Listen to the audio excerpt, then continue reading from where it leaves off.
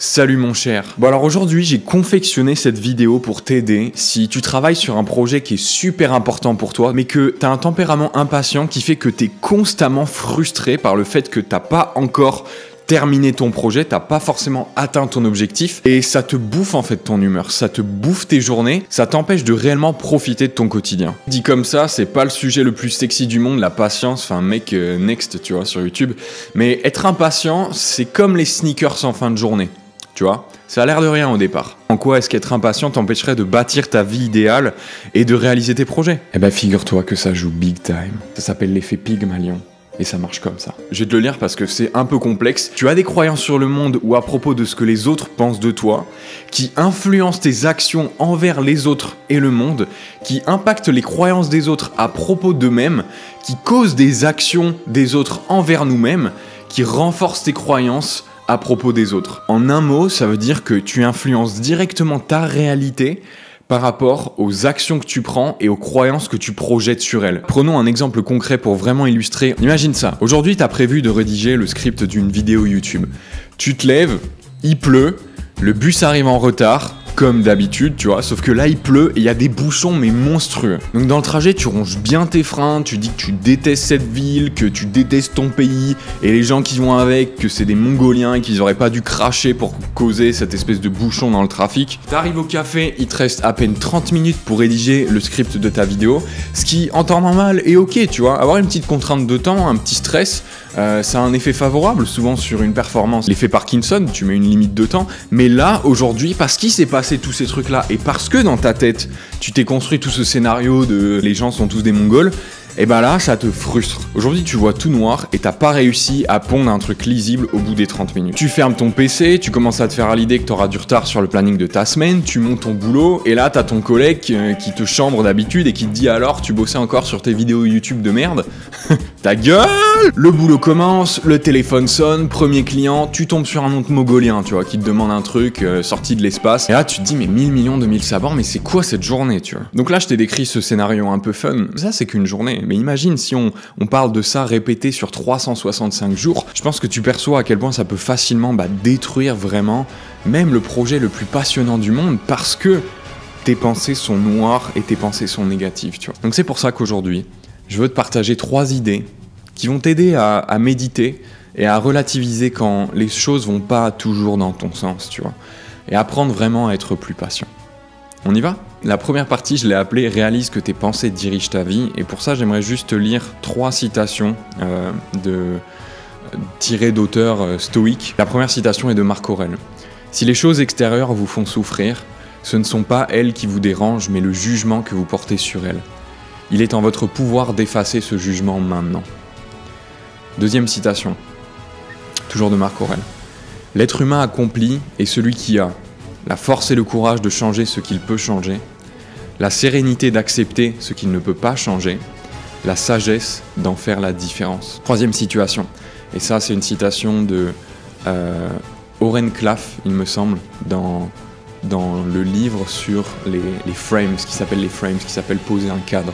Aucune situation n'a de sens réel tant que vous ne l'encadrez pas. Les cadres sont des structures mentales qui façonnent notre façon de voir le monde et de situer les relations dans leur contexte. Le cadre que vous placez autour d'une situation contrôle entièrement et totalement sa signification. Donc tu vois, ces 3 citations, elles renforcent juste ce qu'on a dit tout à l'heure. Je te parlais de l'effet Pygmalion et c'est vraiment ça, c'est que la manière dont ce que tu vas projeter dans le monde extérieur, les pensées que tu vas projeter sur les gens et sur les situations vont directement influencer comment la situation ou les gens vont répondre à toi, tu vois. Et ça, c'est un truc que tu vois beaucoup. Moi, je bosse en ce moment dans un customer support, tu vois, donc je suis en contact quotidien avec des gens au téléphone. Et c'est quelque chose que tu vois, que tu sens au téléphone quand tu décroches et que tu appelles quelqu'un et que tu fais vraiment l'effort d'avoir un sourire et de presque blaguer à l'intérieur de toi-même, tu vois. Indirectement, la personne, elle va le sentir. Et inversement, tout de suite, tu vas sentir quand, par exemple, je sais que quand je décroche le téléphone, Il suffit que la personne me dise les 2-3 premiers mots et je sais si elle arrive dans une optique de j'ai une question mais je veux juste votre aide, etc. Ou si elle arrive dans une optique de ouais, j'ai besoin de déverser toute ma merde émotionnelle. Là, j'ai besoin de taper sur quelqu'un, tu vois. Et là, dans ce cas-là, il faut que je me mette sur le mode ok, pendant 2 minutes, je vais juste dire oui, je vais accepter, écouter, machin, tu vois. Mais ça se sent en fait. Dans les entretiens d'embauche, c'est pareil, ça se sent, t'as un feeling, c'est pour ça que c'est super important de se préparer avant en fait, de se conditionner, de se mettre vraiment dans un peak state, tu vois, enfin un état mental où t'es posé, où vraiment t'arrives avec les meilleures intentions possibles en fait, parce que les intentions que tu charges en toi avant de commencer quelque chose vont directement influencer, surtout si cette action, si ce que tu vas faire t'interagis avec d'autres personnes, elles vont le sentir, tu vois. Donc ça joue énormément. Et faut vraiment comprendre ça, c'est que réalise que tes pensées dirigent ta vie. Réalise que les pensées que tu as à l'intérieur de ta tête, elles vont d'une manière se retourner ou jouer en ta faveur au bout d'un moment, tu vois. Donc ça, c'est super important et c'est une super première étape de réaliser ça, tu vois. Je t'invite à lire plus sur le stoïcisme si ça t'intéresse. Qui est vraiment une philosophie qui t'invite à accepter le monde tel qu'il est, accepter qu'il y a des choses sur lesquelles t'as pas de pouvoir et d'arrêter de t'énerver ou de réagir ou d'être en réaction sur des choses sur lesquelles tu n'as pas le pouvoir, tu vois. T'as raté le bus, ok, j'ai raté le bus, c'est bon, c'est fini en fait, tu vois. La serveuse est pas contente, ça se trouve c'est pas contre toi, ça se trouve elle s'est fait larguer ce matin, ou alors elle a reçu une critique de son boss et elle se sent pas bien, ça se trouve elle a pas assez bien dormi, etc. Est-ce que c'est contre toi ? Non, tu vois. Ok, deuxième partie. Juste avant Noël, j'ai regardé un film qui s'appelle About Time. C'est un film anglais, excellent film. Ça s'appelle, en français, je sais plus exactement la traduction, je te mettrai une affiche ou quoi. Mais c'est l'histoire d'un Anglais, Tim, qui a, je crois au début du film, une vingtaine d'années, tu vois. Et son père, pour son anniversaire de ses 21 ans, il me semble, le convoque dans son bureau et il lui explique en fait que dans sa famille, les hommes ont hérité d'un super pouvoir de retourner dans le passé en fait, et que pour l'utiliser, il faut aller dans un endroit clos, donc un placard ou une cave ou quoi, fermer fortement les yeux, serrer fort des poings, tu vois, donc vraiment être comme ça, et visualiser le moment dans lequel tu veux revenir dans le passé, tu vois. Tu peux pas revenir avant ta naissance, et tu peux pas revenir avant tes 21 ans, donc au moment où t'as hérité du pouvoir, mais à part ça, voilà, tu peux revenir dans le passé et littéralement changer le cours du temps, en fait, tu vois. Et donc t'as Tim qui est là, qui dit, ouais, c'est ça, fuck off, je te crois pas, machin, et il va dans le placard pour tester, il teste et effectivement il fait le fameux geste, tu vois, il repense à la situation à la soirée du Nouvel An qu'il a passé il y a genre une semaine ou je sais pas quoi. Et il retourne à cette soirée, tu vois. Et donc tout le film, si tu veux, se passe autour de Tim qui utilise ce super pouvoir. Au départ, il a 21 ans, il n'a pas beaucoup de succès avec les filles, donc il utilise ça pour aller à des dates. Et en fait, il refait 50 fois le même date parce qu'à chaque nouvelle phrase qu'il dit, il se prend une énorme tarte de la meuf. Et en fait, petit à petit, il capte ce qu'elle aime, il capte ce qu'elle aime pas, il revient dans le passé, il revient en lui parlant de ses sujets favoris, etc. Et donc pendant tout le film, il joue avec ça et arrive au fur et à mesure des situations, il utilise ce super pouvoir pour vraiment changer des événements tristes qui se sont passés. Par exemple, à un moment, sa sœur a un accident et en fait, tu comprends que la raison pour laquelle elle a son accident, c'est parce que elle s'est mise en couple avec un type, qu'elle est en couple avec un type depuis 5 ou 7 ans, qui est alcoolique, qui la bat, etc. Et donc, à un moment, il revient dans le passé. Il enfreint même la règle de prendre sa sœur avec lui. Il revient dans le passé. Ils reviennent à la soirée où sa sœur a rencontré le mec et ils font en sorte qu'ils sortent pas ensemble. Et il lui dit voilà, tu vois, au final, elle se met en couple avec un autre mec parce qu'ils sont revenus dans le passé. Bref. Et à la fin du film, tout ça tout ce contexte pour te dire, à la fin du film, on arrive à un moment où le père de Tim est sur le point de mourir. Et Tim lui demande quel est son secret en fait pour bien utiliser ce pouvoir et pour vraiment profiter de la vie. Et son père lui dit un conseil que m'a donné mon père à moi, c'est de vivre 2 fois la même journée. Tu vis une première fois ta journée de manière normale, avec tout son lot de problèmes, tout son lot de surprises, tout son lot de frustrations, etc. Et une fois que tu l'as vécu, le soir même, tu reviens au début de la journée et tu la revis, mais en sachant tout ce qui va se passer et en sachant que tu peux prendre du recul et la prendre avec un ton beaucoup plus léger. Et qu'en revivant cette journée une deuxième fois, tu vas commencer à percevoir des éléments beaucoup plus joyeux, à percevoir les petites choses, les petits sourires. Là où il y avait une réunion hyper lourdeau où tout le monde était sérieux, bah toi tu vas balancer une blague et tu vas faire rigoler tout le monde, tu vois. Tu vas avoir beaucoup plus de gratitude pour les petits moments, les petites choses, regarder les gens dans les yeux, dans le café, tu vois, plutôt que d'arriver, prendre ton café, te casser, non, tu regardes dans les yeux, tu dis merci. Des choses comme ça. Et donc toi, tu regardes ce film et t'es là, tu te dis, ah, mais ce super pouvoir, il est ouf, tu vois. Genre, j'aimerais vraiment, vraiment pouvoir, mais tu te retrouves coincé parce que nous, en tant qu'audience, on n'a pas ce super pouvoir de revenir dans le passé, de vivre une deuxième fois la même journée, mais c'est vrai, imagine, tu vois. Et à la fin du film, le coup de génie, c'est ça. C'est que Tim dit qu'au bout d'un moment, en fait, donc son père décède, etc. Et il y a tout un truc aussi où, avant que son père décède, il revient souvent dans le passé pour revenir à des moments où il était avec son père. Et vu que son père est au courant, parce qu'il a aussi le super pouvoir, bah, il sait que Tim revient dans le passé, ils passent des moments ensemble, ils profitent, tu vois. Mais à partir du moment où tu as un enfant qui naît, et Tim et sa femme ont un enfant, si tu reviens dans le passé, tu peux changer en fait le sexe de l'enfant, tu peux changer sa personnalité, tu peux changer plein de choses par rapport à lui. Donc une fois que son enfant est né, Tim peut plus revenir en arrière et peut plus revenir dans le passé là où son père était encore vivant. Donc il y a une phase vraiment, à un moment, il doit décider de dire définitivement au revoir à son père, tu vois. Et bref, donc tu le suis en fait vraiment dans sa progression, dans sa maturation quelque part. Et à la fin du film, il dit qu'au bout d'un moment, il avait tellement pratiqué ce truc de vivre une deuxième fois la même journée qu'il avait même plus besoin de le faire en fait, que par défaut, le matin quand il se levait, c'est comme s'il avait ce mindset déjà présélectionné de je vais vivre la journée comme si je la vivais une deuxième fois en fait. Et quand il a dit ça, je fais mais c'est une idée de malade en fait.